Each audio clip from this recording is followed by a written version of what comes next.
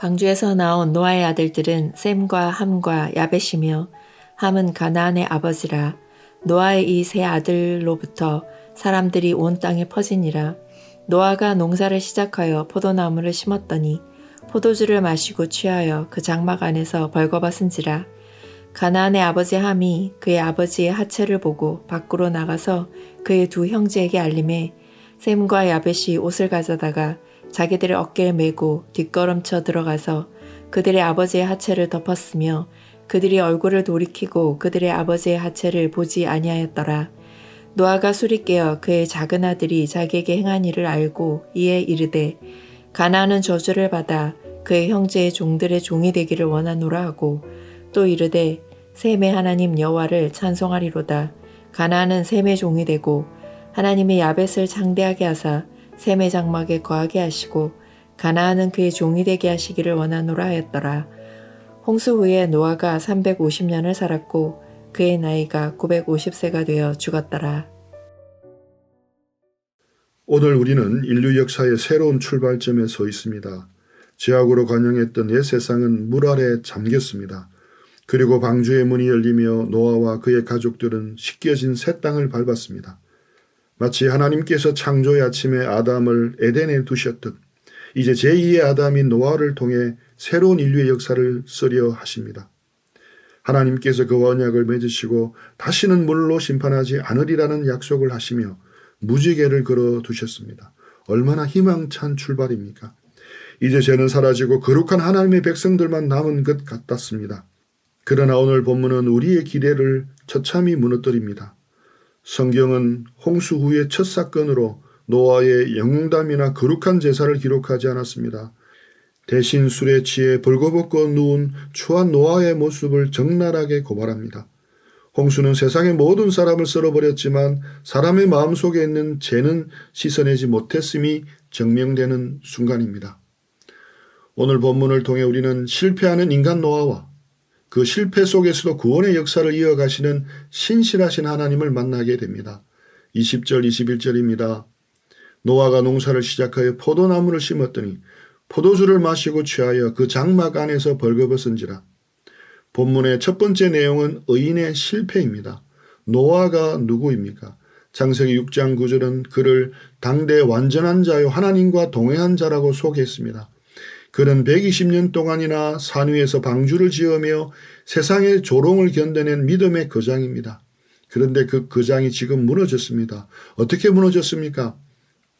그는 포도나무를 심었고 그 열매로 포도주를 만들었습니다. 그리고 그것을 마시고 취했습니다. 여기서 우리는 죄가 틈타는 패턴을 발견합니다. 노아가 안식을 취하며 포도주를 마신 것은 죄가 아닙니다. 그것이 과해서 취했고 결국 벌거벗음이라는 수치로 이어진 것이 잘못입니다. 이것은 영적 전쟁에서 승리한 직후가 가장 위험한 때임을 우리에게 경고합니다. 의인이라 불렸던 노아조차도 넘어졌습니다. 이것이 인간의 실존입니다. 우리는 홍수 심판을 겪은 후에도 여전히 죄인입니다. 스스로의 힘으로는 낙원을 회복할 수가 없습니다. 은혜로 구원받았지만 여전히 육신을 입고 있는 우리는 언제든 넘어질 수 있는 존재입니다. 선줄로 생각하는 자는 넘어질까 조심하라는 말씀은 바로 노아를 두고 하신 말씀입니다. 여러분의 삶에 어려움이 지나가고 평안이 찾아왔습니까? 하는 일이 잘 되고 경제적 여유가 생기고 형통합니까? 그때가 바로 영적 포도주에 취하지 않도록 깨어 있어야 할 때입니다. 아버지 노아의 수치가 드러난 그 순간 아들들의 반응은 극명하게 갈립니다. 먼저 함의 반응입니다. 22절은 가나안의 아버지 함이 그 아버지 하체를 보고 밖으로 나가서 그의 두 형제에게 알리며라고 기록되어 있습니다. 여기서 보다라는 단어는 단순히 눈에 띄어보게 된 것이 아닙니다. 원어적 뉘앙스는 주목하여 보다, 응시하다, 심지어 즐기며 보다는 의미를 내포하고 있습니다. 함은 아버지의 수치를 우연히 본 뒤에 황급히 눈을 돌린 것이 아닙니다. 그는 그 수치를 목격했고 그것을 가십거리로 삼아 형제들에게 떠벌렸습니다. 함의 죄는 무엇입니까? 함은 부모를 공경하라는 계명을 어기고 아버지의 약점을 자신의 즐거움이나 우월감의 도구로 삼았습니다. 그는 아버지의 권위가 추락하는 것을 보면서 묘한 쾌감을 느꼈을지도 모릅니다. 당대 완전하다는 아버지도 별 수 없군. 이것이 바로 사탄의 성품입니다. 사탄은 참소하는 자입니다. 우리의 죄를 덜추어내고 고발하고 조롱합니다. 반면에 셈과 야벳의 반응은 어떠합니까? 23절의 묘사는 매우 구체적입니다. 옷을 가져다가 자기들의 어깨에 메고 뒷걸음쳐 들어가서 덮었으며 보지 아니하였더라. 그들은 아버지의 수치를 보지 않기 위해 필사적으로 노력했습니다. 그들은 아버지의 허물을 확인하려 하지 않았고 그것을 입에 올리지도 않았으며 오직 덮는 것에만 집중했습니다. 그들은 소식을 듣자마자 옷을 취하여 어깨에 메고 뒷걸음쳐 들어갔습니다. 성경은 그들이 얼굴을 돌이키고 아버지의 하체를 보지 아니하였다고 2번이나 강조합니다. 그들은 아버지의 수치를 눈에 담는 것조차 거부했습니다. 그들의 목적은 단 하나, 아버지의 허물을 덮어주는 것이었습니다. 이들의 행동이 베드로전서 4장 8절 사랑은 허다한 죄를 덮느니라는 말씀의 완벽한 예시입니다. 함이 드러내는 자였다면 셈과 야벳은 덮어주는 자였습니다. 함이 심판자의 자리에 서서 아버지를 정죄했다면 셈과 야벳은 구원자의 심정으로 아버지의 존엄을 지켰습니다. 셈과 야벳이 보여준 행동은 훗날 오실 예수 그리스도의 사역을 예표합니다. 예수님은 우리의 수치를 덜추어내어 조롱거리로 만드는 대신에 자신의 보혈이라는 옷자락으로서 우리의 붉은 죄를 덮어주셨습니다. 우리가 하나님 앞에 설 수 있는 것은 우리가 죄가 없어서가 아니라 그리스도의 의가 우리를 덮고 있기 때문입니다.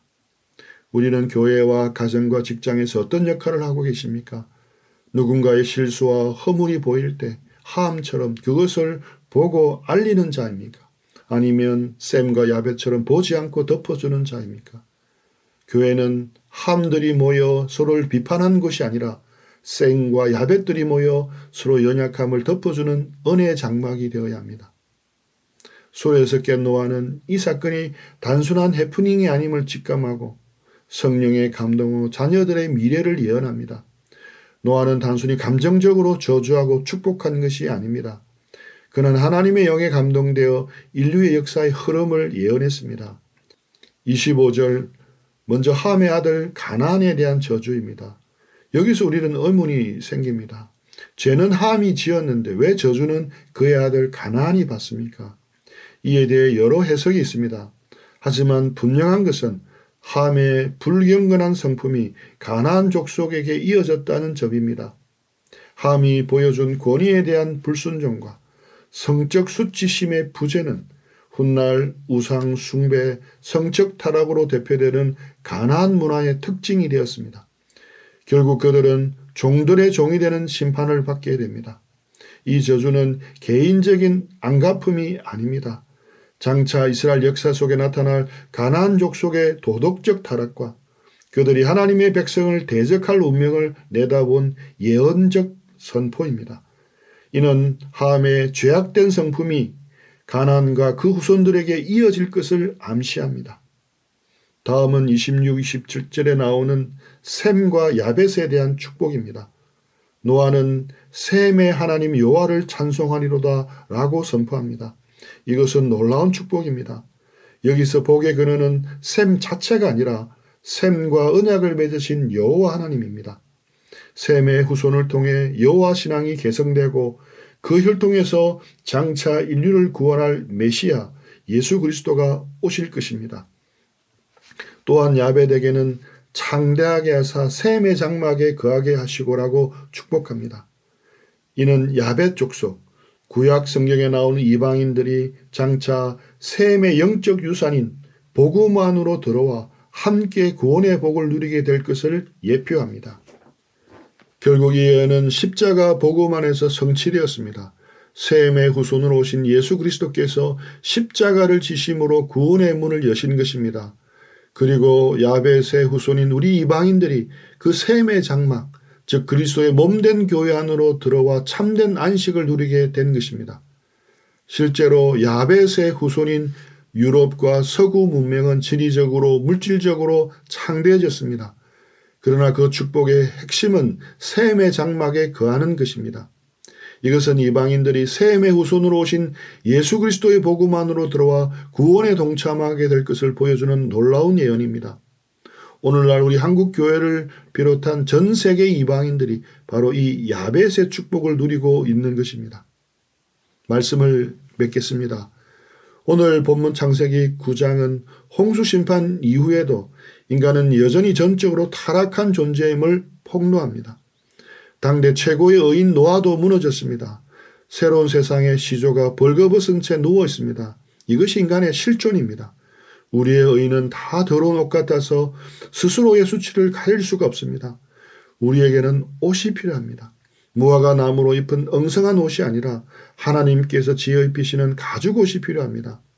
셈과 야벳이 아버지의 수치를 가리기 위해 어깨에 메었던 그 겉옷처럼 예수 그리스도께서는 십자가를 어깨에 메시고 골고다 언덕을 오르셨습니다.